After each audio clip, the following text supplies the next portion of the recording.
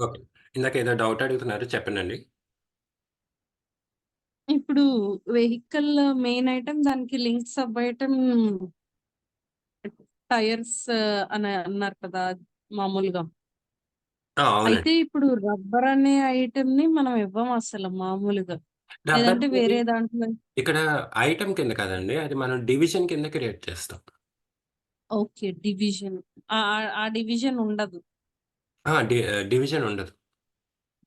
ఈ మనకి stock items అస్ కాదండి. డివిజన్ అంటే ఇప్పుడు ఫర్ ఎగ్జాంపుల్ నా ఇన్‌స్టిట్యూట్‌లో ఇప్పుడు ఎస్ఏపీ, టాలీ ఎలా అయితే ఆహ్, management courses, software courses C, C plus plus, Java. అంటే డివిజన్ ఏంటి? ఇక్కడ హ్మ్. సాఫ్ట్‌వేర్ కోర్సెస్ ఒక డివిజను, మేనేజ్మెంట్ కోర్సెస్ ఒక డివిజన్. ఓకే. ఓకే. అవి యాక్చువల్‌గా కోర్సెస్ ఓహ్! కాదు. నేను ఆ సెక్షన్‌కి నేనిచ్చుకున్న ఒక డివిజన్ నేమ్ అనమాట. ఇక్కడ మన చెక్ హ్మ్. డివిజన్‌లో ఏమవుతుంది అనంటే, మనం ఇప్పుడు ఈ 2 డివిజన్‌లు డిఫరెంట్ అయినప్పుడు, ఆ డాక్యుమెంట్ ట్రాన్సాక్షన్ అనేది ఆగిపోవాలా? లేదు మెయిన్ డివిజన్‌తోనే కంటిన్యూ అయిపోవాలా? లేదు అసలు ఇది చెక్ చేయకూడదా? అనేది కంట్రోల్ అక్కడ ఇస్తామనమాట. ఓకే. అది క్లయింట్ ఓకే. రిక్వైర్మెంట్‌ని బట్టి ఉంటుంది. సార్ ఇక్కడ మరి మెయిన్ డివిజన్, సబ్ ఐటెమ్స్ యొక్క డివిజన్ డిఫరెన్స్ వస్తే, మీరు దాన్ని యాక్సెప్ట్ చేపిస్తారా? లేకపోతే అబ్జెక్షనా? అనేది మన క్లయింట్‌ని అడిగితే, వాళ్ళ చెప్పిన రిక్వైర్మెంట్‌ని బట్టి ఇక్కడ మన చెక్ డివిజన్ అనేది ఇస్తాం. లేదండి నాకు ఆ! కంపల్సరీగా రెండిటి యొక్క డివిజన్ ఒకటే ఉండాలి అని క్లయింట్ అన్నాడనుకోండి, అక్కడ మనం ఎర్రర్ మెసేజ్ ఇస్తాం. Error message. అంటే అక్కడ ఏమవుతుంది అంటే ఎండ్ యూజర్ సేల్స్ ఆర్డర్‌లో కార్స్ అని ఎంటర్ చేసినప్పుడు కింద సబ్ ఐటెమ్స్ టైర్స్ గనక వస్తే అవి అక్కడ సేల్స్ ఆర్డర్ ప్రాసెస్ అనేది ఆగిపోతుందండి. అక్కడున్న రిక్వైర్మెంట్ ప్రకారం. అప్పుడు మరి దాన్నేం చేస్తారు అనంటే మళ్ళీ బ్యాక్‌కెళ్ళి మేబీ ఇక్కడ టైర్స్ యొక్క మెటీరియల్ మాస్టర్ డేటాలో ఈ డివిజన్ అనేది చేంజ్ చేయటం గాని, లేదా ఈ డివిజన్ అనేది చేంజ్ చేయటం గాని జరుగుతుంది. లేదండి. అక్కర్లేదు. మెయిన్ ఐటెమ్స్, సబ్ ఐటెమ్స్ ఆహ్, వేరు వేరు డివిజన్స్ అయినా సింగిల్ డివిజన్ కింద కన్వర్ట్ చేసుకుంటాను. ప్రాబ్లమ్ లేదని క్లయింట్ గనకంటే, మనం యాజ్ యూజువల్ అక్కడ వార్నింగ్ మెసేజ్ అనేది ఇస్తాం చెక్ డివిజన్ దగ్గర. వార్నింగ్ మెసేజ్ ఏమవుతుందంటే, జస్ట్ మనం ఫార్వర్డ్ అయిపోగానే సిస్టమ్ యాక్సెప్ట్ చేస్తుంది. అంటే జస్ట్ అలర్ట్ చూపిస్తుంది అంతే ఒక మెసేజ్. ఇలా రెండిట్లి యొక్క డివిజన్ డిఫరెంట్‌గా ఉంది. మీరొకసారి చెక్ చేసుకోండి అని చూపిస్తుంది. ఓకేనండి? ఓకే. ఓకే. నెక్స్ట్. అప్పుడు మనం సేమే కదా అని కంటిన్యూ అయిపోతాం. ఎగ్జాక్ట్‌లీ అండి. సేమ్ ఐటెమ్సే కదా! అని చెప్పి మనం కంటిన్యూ అంటే యాక్చువల్‌గా అండి ఇవి మనకెక్కడ వస్తూ ఉంటాయి అనంటే మెయిన్ ఐటెమ్స్, సబ్ ఐటెమ్స్‌తో పాటు ఫ్రీ గూడ్స్ దగ్గర ఈ ఇష్యూ రైజ్ అవుతూ ఉంటుందండి ఎక్కువగా. ఓకే. ఇప్పుడు ఫర్ ఎగ్జాంపుల్ నేను 3 సోప్స్ కొన్నానండి. ఓకే. 1 pen free. ఇది ఆఫర్ క్లయింట్ ఇచ్చే ఆఫర్. హ్మ్. ఇప్పుడు ఈ పెన్ అనేది స్టేషనరీకి సంబంధించిందొస్తుంది. ఈ సోప్స్ అనేది మేబీ అది పర్సనల్ కేర్ ప్రొడక్ట్స్ డివిజన్ కిందకొస్తుంది. Personal care. ఇప్పుడు రెండిట్లి డివిజన్ అసలు వేరు. రెండిట్లి డివిజన్ వేరైనప్పుడు ఒకే డివిజన్ కింద అది సిస్టమ్ తీసుకోవాలా? వద్దా? అనేది క్లయింట్ రిక్వైర్మెంట్. ఓకే సార్ ఇది ఫ్రీ గూడ్స్ కదండీ! సిస్టమ్ యాక్సెప్ట్ చేయమని చెప్పండి అని చెప్పి వాళ్ళ రిక్వైర్మెంట్ అనుకుంటే అప్పుడు మనం దానికి తగ్గట్టు చెక్ డివిజన్ అనేది ఇస్తాం. యాక్చువల్‌గా అయితే సిస్టమ్ అసలు ఇది యాక్సెప్ట్ చేయకూడదు. ఎందుకంటే సోప్స్ వేరే డివిజన్, పెన్ అనేది వేరే డివిజన్ కదా! సిస్టమ్ అసలు యాక్సెప్ట్ చేయకూడదు యాక్చువల్‌గా అయితే. కానీ ఇక్కడ ఫ్రీ గూడ్స్ కాబట్టి, ఫ్రీ గూడ్ ఐటెమ్ కాబట్టి మన సిస్టమ్ యాక్సెప్ట్ చేసేటట్టుగా మనం అక్కడ కాన్ఫిగరేషన్ అనేది చేస్తున్నాం.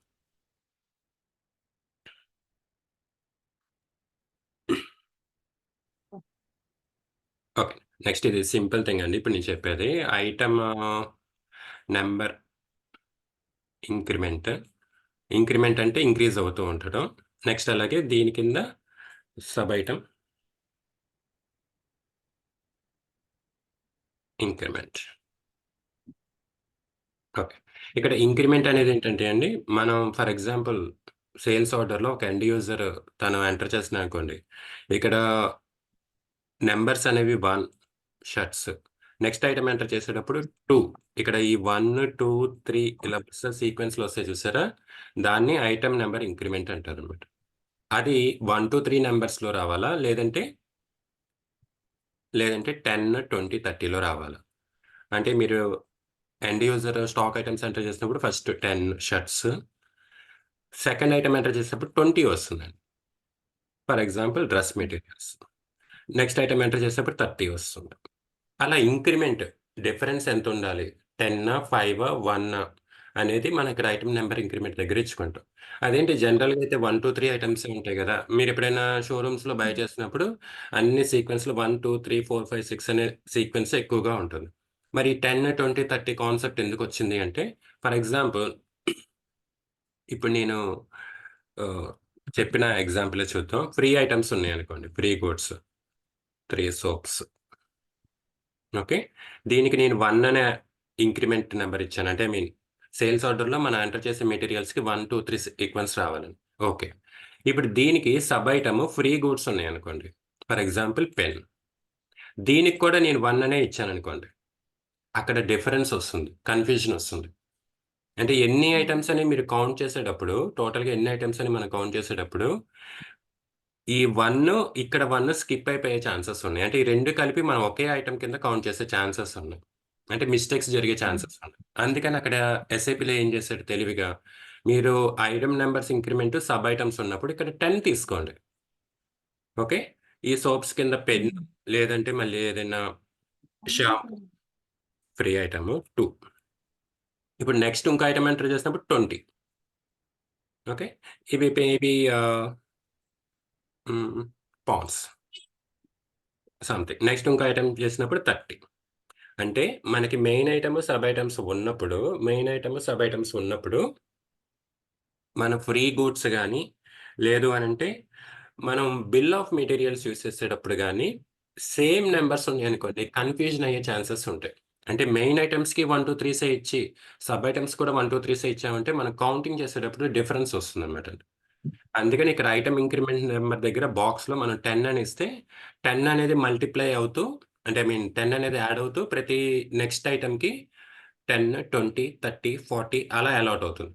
అదే సబ్ ఐటెమ్స్ దగ్గర నేను 1 ఇచ్చాననుకోండి. ఆ సబ్ ఐటెమ్స్ 1, 2 ఫర్ ఎగ్జాంపుల్ ఈ పాండ్స్ పౌడర్ దగ్గర గూడా ఏదైనా ఫ్రీ ఐటెమ్ ఉంది. లేదు అంటే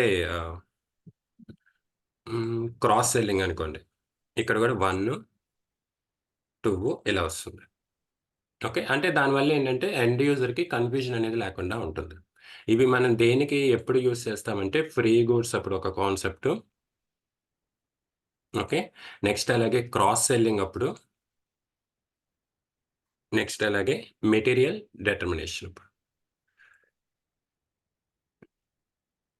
అంటే ఫ్రీ గూడ్స్ అంటే ఆల్రెడీ మీకు ఐడియా వచ్చింది కాబట్టి క్రాస్ సెల్లింగ్ అంటే మెయిన్ ఐటెమ్‌తో పాటు I mean at the time of selling the main item. Main item మనం సెల్ చేసేటప్పుడే మిగిలిన సబ్ ఐటెమ్స్ కూడా మనం సెల్ చేయడానికి ఛాన్స్ ఉంటుంది. జస్ట్ లైక్ బైక్ యొక్క సీట్ కవర్ గాని, బైక్ హెల్మెట్ గాని, అదర్ ఎక్విప్‌మెంట్స్ ఏవన్నా దానికి రిలేటెడ్‌గా ఉంటే ఆ ఐటెమ్స్ అన్నీ ఎట్ ద టైమ్ చెప్పారు. ఎగ్జాక్ట్‌లీ. అలాంటప్పుడు మనం ఈ item number increment, sub item number increment అనేది మనకు బాగా యూజ్ అవుతుంది. అలాగే మెటీరియల్ డిటర్మినేషన్ అనేది ఏంటంటే, ఒక ప్రొడక్ట్‌కి బదులు మనం ఇంకో ప్రొడక్ట్ అనేది అలాట్ చేస్తున్నాం. లేదు. ఓల్డ్ ప్రొడక్ట్ బదులు న్యూ ప్రొడక్ట్ అనేది అలాట్ చేస్తున్నా, అలాంటి సిట్యుయేషన్స్‌లో గూడా మనకి ఈ item number increment, sub item number increment అనేది యూజ్ అవుతుంది. ఓకే. అంటే కన్‌ఫ్యూజన్ అనేది లేకుండా క్లారిటీ కోసం మన ఇంక్రిమెంట్స్ అనేవి అంటే ఆ సీరియల్ నంబర్స్ అనేవి ఎంత సీక్వెన్స్‌లో ఇవ్వాలనేది ఇక్కడ అలాట్ చేసుకుంటాం. ఓకే. ఓకేనండి. ఇది మీకు అర్థమైందా? అది. ఉన్న డాక్యుమెంట్స్ మొత్తానికి ఇస్తామన్నమాట. ఈ ఎగ్స్ document indicator, check, revision, reference, mandatory, sales document block. ఈ డాక్యుమెంట్ కేటగిరీస్‌వి ముందు ఇచ్చే ఎగ్జాక్ట్‌లీ. కరెక్ట్. ఆప్షన్స్.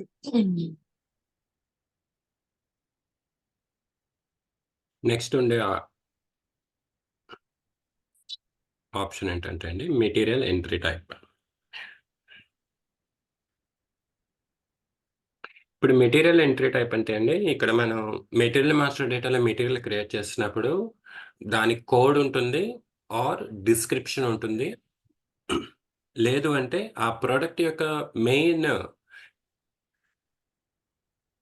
కేటగరీ అనేది ఉంటుందండి. అంటే ఫర్ ఎగ్జాంపుల్ చెప్తాను. హ్మ్. ఫర్ ఎగ్జాంపుల్ షర్ట్స్ అనుకోండి. ఈ షర్ట్స్‌కి మన ఆర్గనైజేషన్ ఇచ్చిన కోడ్ ST035 సంథింగ్ అలాగా.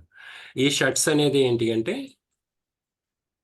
టెక్స్‌టైల్స్ అనే ప్రొడక్ట్ కేటగరీకి సంబంధించింది. ఇప్పుడు ఎండ్ యూజర్ తన సేల్స్ ఆర్డర్‌లో ఒక ఐటెమ్ ఎంటర్ చేసేటప్పుడు అది ఈ షర్ట్స్ అనే నేమ్ రావాలా? ఈ కోడ్ రావాలా? లేదంటే మెయిన్ ప్రొడక్ట్ కేటగరీ రావాలా? అంటే మెటీరియల్ మాస్టర్ డేటాలో నుంచి ఎస్ఏపి ఏ డేటాని సేల్స్ ఆర్డర్‌లో అప్డేట్ అనేది చేయాలి. ఓకే. అలా ఏ డేటా అనేది అప్డేట్ చేయాలనేది ఇక్కడ మెటీరియల్ ఎంట్రీ టైప్‌లో మనం ఇస్తాం అనమాట. మెటీరియల్ ఎంట్రీ ఎక్కడ ఎంట్రీ అవ్వడానికి సేల్స్ ఆర్డర్‌లో గాని, డెలివరీ డాక్యుమెంట్స్‌లో గాని ఎక్కడైనా సరే ఎంట్రీ చేసేటప్పుడు మన ఏ ఇన్ఫర్మేషన్ అనేది మెటీరియల్ మాస్టర్ డేటాలో నుంచి అప్డేట్ అవ్వాలనేది ఇక్కడి నుంచి ఇస్తాం అనమాట అండి కంట్రోల్ అనేది. ఓకే. ఓకే. ఇప్పుడు మీరు అమెజాన్‌లో ప్రొడక్ట్ అనేది ఆర్డర్ పెడుతున్నారనుకోండి. మనకి ప్రైమరీగా ఏంటి అంటే దాని యొక్క నేమ్ కనబడుతుంది గానీ, మీరు బ్యాక్ ఎండ్‌లో ఎప్పుడైనా అబ్జర్వ్ చేస్తే కోడ్ అనేది జనరేట్ అవుతుంది. అవునండి. కోడ్ ఉంటది ప్రతి దానికి. ఎందుకంటే వాళ్ళక్కడ మెటీరియల్ ఎంట్రీ టైప్ అనేది కోడ్ యూజ్ చేస్తారు. అంటే మనం ఆర్డర్ పెట్టగానే అక్కడ ఎవరైతే రిసీవర్ ఉంటారో, ఈ ఆర్డర్స్‌ని తీసుకునే రిసీవర్‌కి ఈ కోడ్ అనేది జనరేట్ అవుతుంది. అంటే ఐ మీన్ ఆ కోడ్ ఇన్ఫర్మేషన్ వాళ్ళకెళ్తుంది. ఓకే. వాళ్ళందుకే అది స్కాన్ చేసుకొని మనకి ఓటీపీ ఎగ్జాక్ట్‌లీ. మనకి హ్మ్. స్కాన్ చేసుకొని ఏంటిదండి? మనకి స్కాన్ చేసుకొని వాళ్ళు ఓటీపీ ఇస్తారు గదా! అందుకే ఆ కోడ్ వల్లే ఆ ఓటీపీ ఆ! అవునండి. వస్తదనుకుంటా. అవును. అది ఆ కోడ్ ద్వారా ఇచ్చేటప్పుడు. వాళ్ళకేంటి అంటే అంతా మానిటరింగ్ అయిపోతుంది. సిస్టమ్ అంతా గూడా. హ్మ్. Next probability. ప్రాబబిలిటీ అనేది సింపుల్ ఆప్షన్ అండి. అంటే మనం గనక ఎండ్ యూజర్ ఇప్పుడు సేల్స్ ఆర్డర్ అనే డాక్యుమెంట్ క్రియేట్ చేసేటప్పుడు ఇది ఆహ్,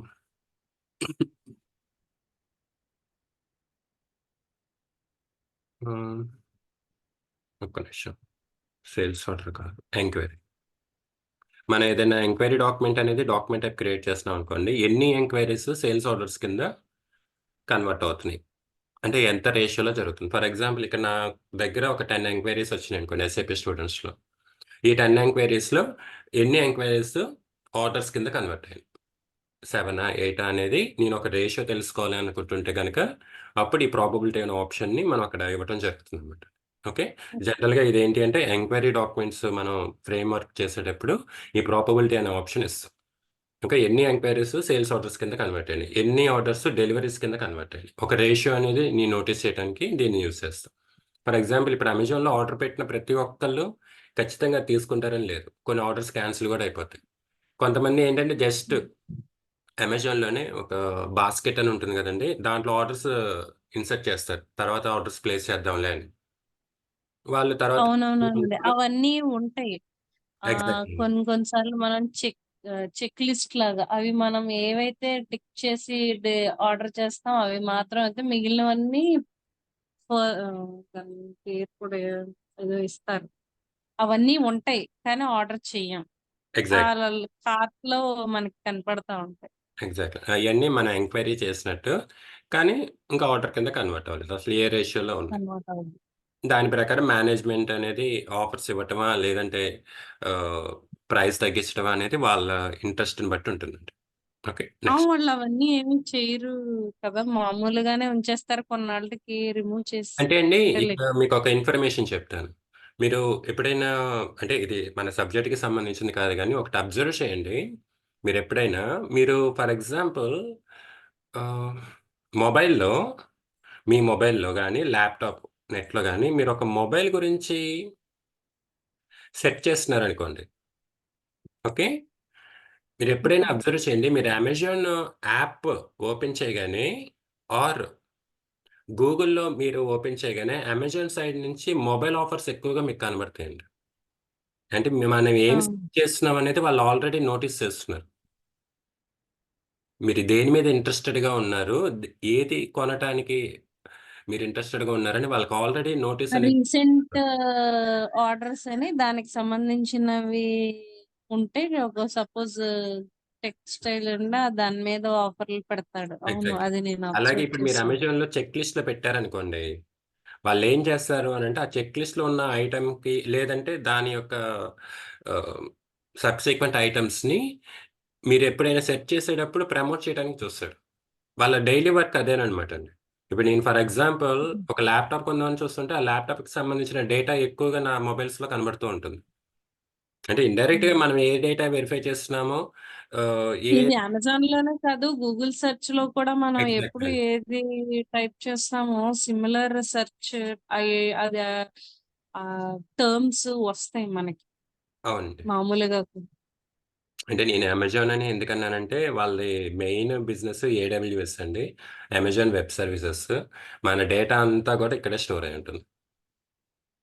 హ్మ్. ఈవెన్ గూగుల్ డేటా కూడా ఎక్కువగా నెట్‌ఫ్లిక్స్ పెద్ద పెద్ద కంపెనీస్ ఫేస్‌బుక్ డేటా కూడా ఏడబ్ల్యూఎస్‌లోనే స్టోర్ అయ్యి ఉంటుంది. వాళ్ళు ఆ ఓకే. డేటాని వాళ్ళేం చేస్తారంటే, ఈ కస్టమర్ ఎక్కువగా ఇంట్రెస్టెడ్ ఎక్కడున్నారు? ఏది కొనటానికి ఇంట్రెస్ట్ చూపిస్తున్నారని ముందే తెలుసుకొని మనకి ప్రపోజ్ చేసి, ఆఫర్స్ ఇచ్చి, వాళ్ళ సేల్స్‌ని పెంచుకుంటారు. ఓకే. సో, సింపుల్‌గా ఇక్కడ హ్మ్. గూడా ఏంటి అంటే, మన డాక్యుమెంట్ టైప్స్‌లో ఎంక్వైరీ అనేది ఎక్కువ మంది చేసినప్పుడు ఏంటి అనంటే, వాళ్ళకి మళ్ళీ అక్కడ మార్కెటింగ్ ఎగ్జిక్యూటివ్స్ ద్వారా కాల్స్ చేపిచ్చటం, వాళ్ళ చేత ఆర్డర్స్ అనేవి బుక్ చేపించుకోవటం అనేది చేస్తూ ఉంటారనమాట. అలా చేయటానికి ఈ ప్రాపబిలిటీ అనేది వాళ్ళు చెక్ చేసుకుంటూ ఉంటారు. Okay. Okay. Next read info record. Read info record అంటే నథింగ్ బట్ ఎంఐఆర్ అండి. Customer material information record. అంటే మన okay. Code, customer code different అయినప్పుడు దాన్ని మ్యాచింగ్ చేస్తూ మనం ఒక డాక్యుమెంట్ అనేది క్రియేట్ చేస్తాం. ఇప్పుడు క్రియేట్ చేసే ఈ డాక్యుమెంట్ టైప్ ఫ్రేమ్‌వర్క్‌లో ఆ డాక్యుమెంట్ అనేది అప్‌డేట్ అవ్వాలా? లేదా? అనేది ఇక్కడ కంట్రోల్ ఇస్తామనమాట. ఫర్ ఎగ్జాంపుల్ నేనిక్కడ సేల్స్ ఆర్డర్ అనే ఒక ఫ్రేమ్‌వర్క్ చేస్తున్నాను. ఫ్రేమ్‌వర్క్ చేసేటప్పుడు ఈ ఆప్షన్ నేను నో అని ఇచ్చాను. అంటే ఒక ఎండ్ యూజరు తను రియల్ టైమ్ డేటా ట్రాన్సాక్షన్ చేసేటప్పుడు ఒక కస్టమర్ యొక్క మెటీరియల్ కోడ్ ST15 అనేది సంథింగ్ ఎంటర్ చేశాడు. ఈ కోడ్ మన కంపెనీలో ఏ కోడ్‌తో మ్యాచ్ అయిందా అనేది వెరిఫై అనేది చేయదనమాట అండి. ఎందుకంటే నేను ఇక్కడ ఆల్రెడీ కంట్రోల్ అనేది నో ఇచ్చాను కాబట్టి. రీడ్ ఇన్ఫో రికార్డ్‌లో. అదే ఇక్కడ నేను గనక యెస్ అనేది ఇస్తే గనక ఆటోమేటిక్‌గా ఇక్కడ కోడ్‌తో మన కంపెనీ కోడ్ ఏదైతే మ్యాచ్ అయిందో అది అప్‌డేట్ అవుతుంది సేల్స్ ఆర్డర్. ఓకే. ఓకే. అంటే కస్టమర్ మెటీరియల్ ఇన్ఫర్మేషన్ మన దాంట్లో అప్‌డేట్ అవ్వాలి. At the time of entry అని కనుక అనుకుంటే రీడ్ ఇన్ఫో రికార్డ్ అనేది ఇస్తాం అనమాట. లేదు అనుకుంటే ఓన్లీ మన కంపెనీ కోడ్స్ మాత్రమే డిస్‌ప్లే అవ్వాలి సేల్స్ ఆర్డర్స్‌లో అని అనుకుంటే గనక ఈ ఆప్షన్ నో అనేది ఇస్తాం. అంటే ఇది క్లయింట్ ఇస్తారా అండి రిక్వైర్‌మెంట్? ఆ! ఇలా అవ్వాలి, డేటా ఇలా మన క్లయింట్ దగ్గర నుంచి తీసుకుంటామండి. వాళ్ళ మెటీరియల్ కోడ్స్ అనేవి క్లయింట్ దగ్గర నుంచి మనం తీసుకుంటాం. ఓకే. ముందుగా తీసుకొని దాన్ని మన కంపెనీ కోడ్స్‌తో ఏ ప్రొడక్ట్‌తో మ్యాచ్ అవుతుందో అనేది చూసి మ్యాచ్ చేస్తాం. అది సీఎంఐఆర్ అనమాట. మీకు okay. Customer master data, material master డేటాలని ఇదొక మాస్టర్ డేటా. దీంట్లో జస్ట్ ఆ కంపెనీ కోడ్స్, మన కంపెనీ కోడ్స్‌ని ఎంటర్ చేసి సేవ్ చేయటం అంతే. అప్పుడు ఎస్ఏపీ నోటీస్ ఓకే. చేస్తుంది. ఓకే. ఈ కోడ్‌కి ఈ కోడ్ మ్యాచ్ అవుతుందని. నెక్స్ట్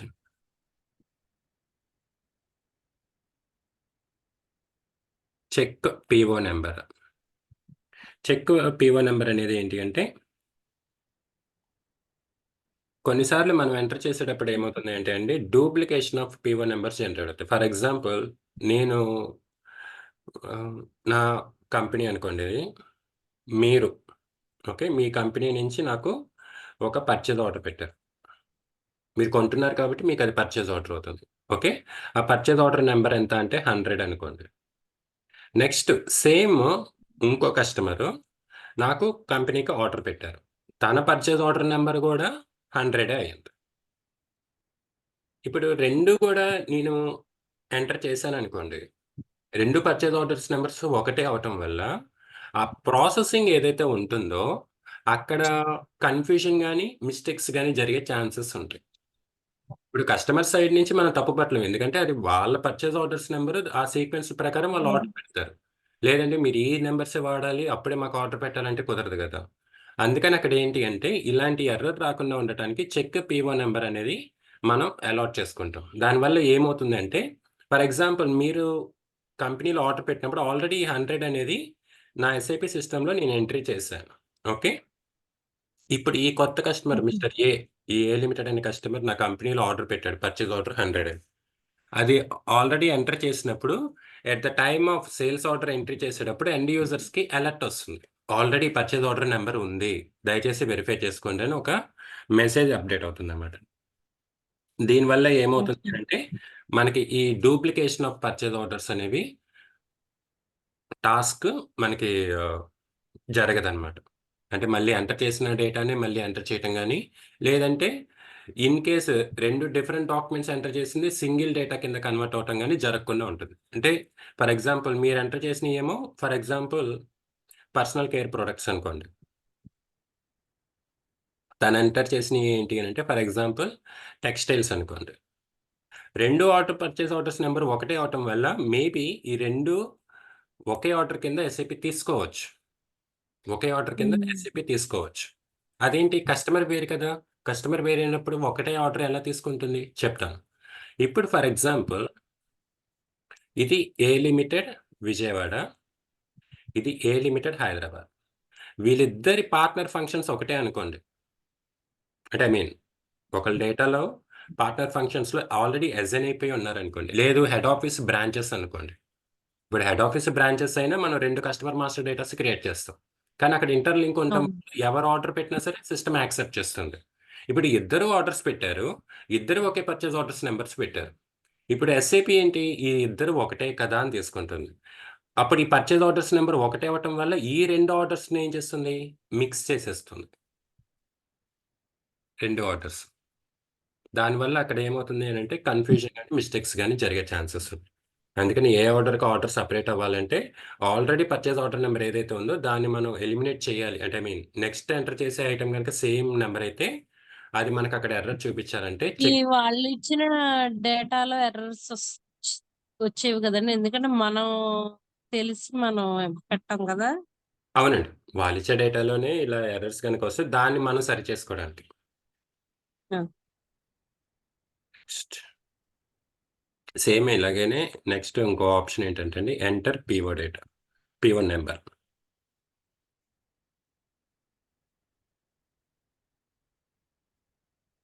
ఇప్పుడు ఫర్ ఎగ్జాంపుల్ జనరల్‌గా అయితేనండి మనం end user sales order create చేసేటప్పుడు కింద పీఓ నంబర్ కూడా ఎంటర్ చేయాల్సి ఉంటుంది. ఓకే. ఫర్ ఎగ్జాంపుల్ ఇక్కడ నా కస్టమర్ ఆర్డర్ పెట్టేటప్పుడు పీఓ నంబర్ లేదు. నో. పీఓ నంబర్ అనేది లేదు. అప్పుడు ఇలాంటి సిట్యుయేషన్స్ వచ్చినప్పుడు నేనిక్కడ ఏదైతే సేల్స్ ఆర్డర్ నంబర్ క్రియేట్ అవుతుందో డాక్యుమెంట్‌కి, అదే నంబర్ ఎగ్జాక్ట్‌లీగా పీఓ నంబర్ కింద కాపీ అవ్వాలి అనుకుంటే గనక, ఈ ఆప్షన్ నేను చూజ్ చేసుకుంటాను.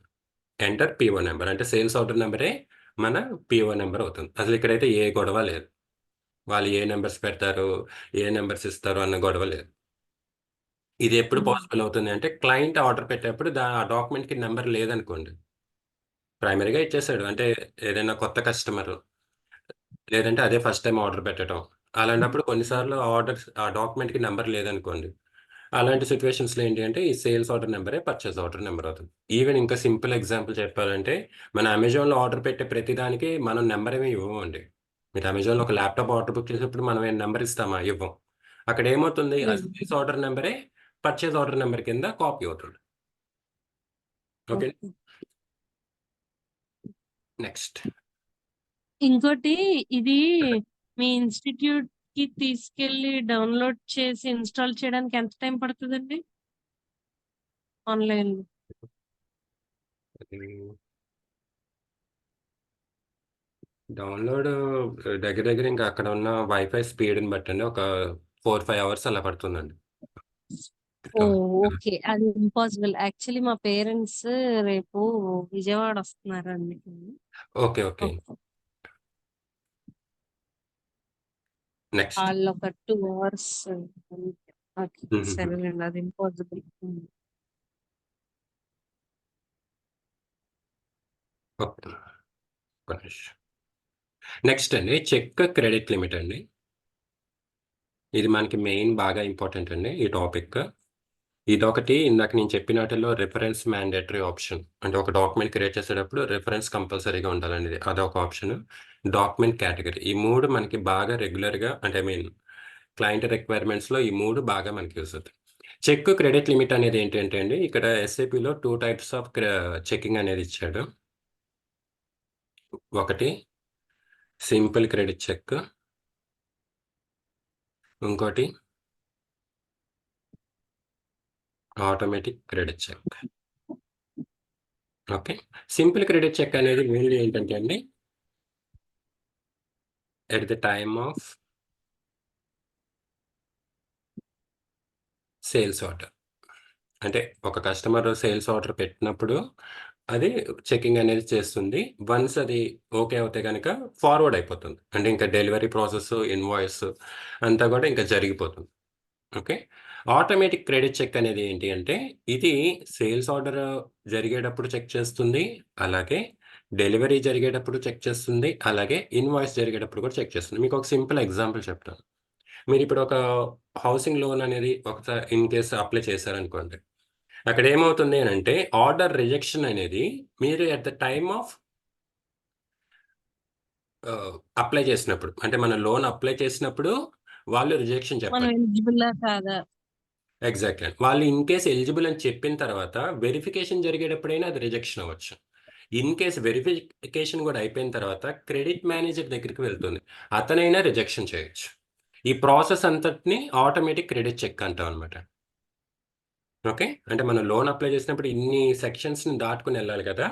అంటే ఏ సెక్షన్‌లో అయినా మన లోన్ రిజెక్షన్ అవ్వచ్చు.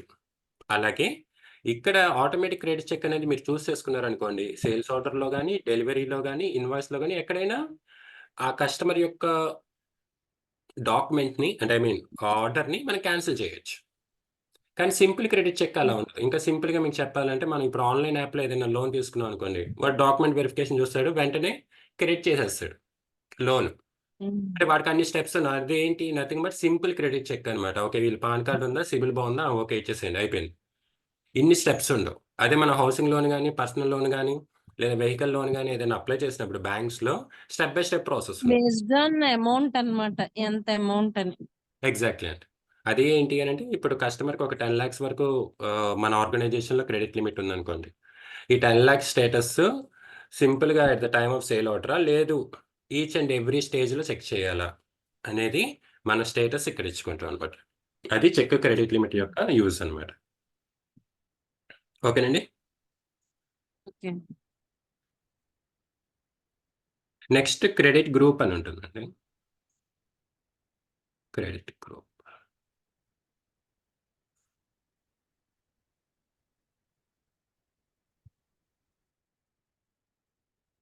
క్రెడిట్ గ్రూప్ అనేది ఏంటంటే అండి, ఓన్లీ మనం ఆటోమేటిక్ క్రెడిట్ చెక్ అప్లై చేసినప్పుడు మాత్రమే ఇది యూజ్ అవుతుంది. అంటే మన బ్లాకింగ్ స్టేటస్‌ని ఇది చెప్తుందండి. బ్లాకింగ్ స్టేటస్‌ని చెప్పడం ఏంటి? నేనేమో చెప్పాను కదా! సేల్స్ ఆర్డరు, డెలివరీ, ఇన్వాయిస్ ఎక్కడైనా మనం బ్లాక్ చేయొచ్చని. ఎక్కడ బ్లాక్ అయింది అన్న హ్మ్. ఇన్ఫర్మేషన్ చెప్తుంది. అంటే మనం హౌసింగ్ లోన్ అప్లై చేసినప్పుడు అప్లికేషన్ ఇచ్చినప్పుడు ఎలిజిబుల్ అని చెప్పారు. వెరిఫికేషన్ జరిగినప్పుడు ఇచ్చామని చెప్పారు. Credit manager for example reject చేసాడనుకోండి. ఎక్కడ బ్లాక్ అయింది? క్రెడిట్ మేనేజర్ దగ్గర బ్లాక్ అయింది. లేదా వెరిఫికేషన్ దగ్గర బ్లాక్ అయింది. ఆ స్టేటస్, ఆ ఇన్ఫర్మేషన్ అనేది ఈ క్రెడిట్ గ్రూప్ చెప్తుందన్నమాట. దీనివల్ల ఏంటి క్లయింట్‌కు యూజ్ ఏంటి అంటే ఫర్ ఎగ్జాంపుల్ క్లయింట్ యొక్క కస్టమర్ రిక్వెస్ట్ చేసాడు. సార్ ఇలా పలానా ఆర్డర్ ఆగిపోయింది అని జెప్పేసి సంథింగ్ వాడు కన్విన్స్ చేసాడనుకోండి ఆ కంపెనీని. అక్కడ నుంచి అది ప్రాసెస్ అవుతుందన్నమాట. Okay. For example sales order process అయిపోయింది. నెక్స్ట్ డెలివరీ జరిగినప్పుడు మన క్లయింట్ ఏంటంటే కస్టమర్ ఆర్డర్‌ని బ్లాక్ చేసాడు. తర్వాత కస్టమర్ కన్విన్స్ చేసాడు. అంటే తనకున్న అబ్జెక్షన్స్, తనకున్న పేమెంట్స్ గురించి చెప్పి కన్విన్స్ చేసాడు. సో, ఇప్పుడు ప్రాసెస్ ఎక్కడి నుంచి స్టార్ట్ అవ్వాలి? ఇక్కడి నుంచే స్టార్ట్ అవ్వాలి. హ్మ్. ఓకే అండి. మళ్ళీ సేల్స్ ఆర్డర్ వెళ్ళి, మళ్ళీ అక్కడి నుంచి ఫార్వర్డ్ చేసి, మళ్ళీ ఎండ్ యూజర్ ఎంట్రీ చేసి, ఇదంతా గూడా ఏంటి అంటే అండి లెంథీ ప్రాసెస్ అనమాట. ఓకే. అందుకని ఎక్కడి నుంచైతే అది రిజెక్ట్ అయిందో, ఆ స్టేటస్ ఈ క్రెడిట్ గ్రూప్ చెప్తుంది. అక్కడి నుంచి ఇన్ కేస్ కస్టమర్ గనక కన్విన్స్ చేస్తే అక్కడి నుంచి ఫార్వర్డ్ అవుతుంది ఆర్డర్ అనేది. ఓకేనండి. ఓకే. ఓకే అండి. ఇప్పుడు నేను కమిట్మెంట్ డేట్ ఒకటి ఇంపార్టెంట్‌ది ఒకటి చెప్పి ఈరోజు సెషన్ క్లోజ్ చేస్తానండి. కమిట్మెంట్ డేట్ అనేది ఉంటుందండి. ఆ పేరులోనే మీకు మీనింగ్ తెలిసిపోతుంది. అంటే ఒక డేట్ కల్లా డెలివరీ చేస్తామని మనం ప్రామిస్ చేయటం. మన అమెజాన్‌లో ఆర్డర్స్ బుక్ చేసేటప్పుడు కింద ఒక డేట్ మెన్షన్ చేస్తారు చూసారా? దాన్ని ఏటీపీ అంటారండి. Available to promise. అంటే దీని మీనింగ్ ఏంటి అంటే పలానా డేట్‌కల్లా నేను డెలివరీ చేస్తానని చెప్పేసి చెప్పటం. ఫర్ ఎగ్జాంపుల్ ఒక సింపుల్ ఎగ్జాంపుల్. మీకు మే ఎండింగ్ కల్లా నీ కోర్స్ కంప్లీట్ చేస్తానని ఒక ప్రామిస్ చేశాను. ఓకే. ఇప్పుడు నేను దీనికి కమిట్ అయ్యుండాలి. ఓకే. వేరే స్టూడెంట్ కొత్తగా జాయిన్ అయ్యారు. మళ్ళీ నాకు ఎక్స్‌ట్రా ఫీజ్ ఇస్తారు. నేను ఈ 4:30 క్లాస్‌కి నేను వాళ్ళకి చెప్పుకుందాము అని నేను డిసైడ్ అవ్వకూడదు. ఎగ్జాక్ట్‌లీ కంపెనీలో గూడా ఏంటి అనంటే, ఒక ఆర్డర్ అనేది ఒక పర్టిక్యులర్ కస్టమర్‌కి కమిట్ అయిపోయిన తర్వాత, ఆ ఆర్డర్ అనేది మనం వేరే కస్టమర్‌కి ఇవ్వకూడదు. ఫర్ ఎగ్జాంపుల్ డైలీ 4:30 క్లాస్‌కి నేను మీకు కమిట్మెంట్ అనేది ఇవ్వటం జరిగింది. మే ఎండింగ్ కల్లా కోర్స్ కంప్లీట్ చేస్తానని. నేనిప్పుడు ఈ ఆర్డర్ వేరే వాళ్ళకి ఇవ్వకూడదింక. ఎందుకంటే కమిట్ అయిపోయాను గదా! ఎగ్జాక్ట్‌లీ అవును. కంపెనీలో గూడా ఏంటంటే అండి, స్టాక్స్ అనేవి వన్స్ ఒక కస్టమర్‌కి మనం కమిట్ అనేది అయిపోయిన తర్వాత, ఒక డేట్ అనేది ఫిక్స్ చేసిన తర్వాత, ఆ ఆర్డర్ అనేది ఖచ్చితంగా ఆ కస్టమర్‌కే డెలివరీ అనేది జరగాలి. లేదు అనంటే కనుక అది సిస్టమ్ యాక్సెప్ట్ చేయదు. ఆ ప్రాసెస్‌ని. ఓకే. కమిట్మెంట్ డేట్ అనేది ఎలా మెన్షన్ అవుతుంది అంటే, మీకు నేను మెటీరియల్ మాస్టర్ డేటా చెప్పినప్పుడు రూట్ డిటర్మినేషన్ చెప్పాను చూసారా? ఆ! ఫ్రమ్ రూట్ టు, ఉంది. వాట్, హౌ అని. అది ఆ! రూట్ వాట్ డిటర్మినేషన్ వచ్చినప్పుడు అక్కడ స్టేటస్ రిక్వైర్డ్ డెలివరీ డేట్ అని ఒక డెలివరీ డేట్ ఆటోమేటిక్‌గా ఎస్ఏపీ అప్డేట్ చేస్తుంది. ఆ డేటు ఇక్కడ ఈ కంపెనీ ఏం చేస్తుంది, ఈ క్లయింట్ ఏం చేస్తాడంటే తన కస్టమర్స్‌కి చెప్పేస్తాడు. సార్ ఈ డేట్ కల్లా మీకు డెలివరీ చేస్తాం. ఓకే. ఆ డేట్‌కి డెలివరీ చేస్తా అన్నప్పుడు అక్కడ ఆల్రెడీ ఉన్న స్టాక్ ఏదైతే ఉందో అది రిజర్వ్డ్ అయిపోతుందన్నమాట. రిజర్వ్డ్ అంటే ఏంటి? ఈ స్టాక్ ఇంకెవ్వరు ముట్టుకోవటానికి లేదు. జస్ట్ లైక్ మనం ట్రైన్ టికెట్ బుక్ చేసుకున్నప్పుడు రిజర్వేషన్ చేసుకుంటాం గదా! మన హ్మ్. టికెట్ మన సీట్ ఏదైతే ఉందో అది మనకింకా రిజర్వ్డ్ అంతే. వేరే వాళ్ళు దాన్ని యూజ్ హ్మ్. చేసుకోవడానికి లేదు ఆ పర్టిక్యులర్ టైమ్‌లో. ఎగ్జాక్ట్‌లీ ఇక్కడ గూడా మనం అదే వర్క్ చేస్తామన్నమాట. ఈ ప్రాసెస్ క్లయింట్ బిజినెస్‌లో ఉంది అంటే గనక మనం కమిట్మెంట్ డేట్ అనేది ఇస్తామన్నమాట. ఓకేనండి. అర్థమైందా? అర్థమైంది. ఓకేండి. ఈ రోజుకి ఈ సెషన్‌తో క్లోజ్ చేస్తానండి. మిగిలిన ఇంకొన్ని ఆప్షన్స్ ఉన్నాయి. నేనిప్పుడు సరిచేసి రేపటి నుంచి మనం ఎస్ఏపీ సాఫ్ట్‌వేర్‌లో నేను రన్ చేస్తాను.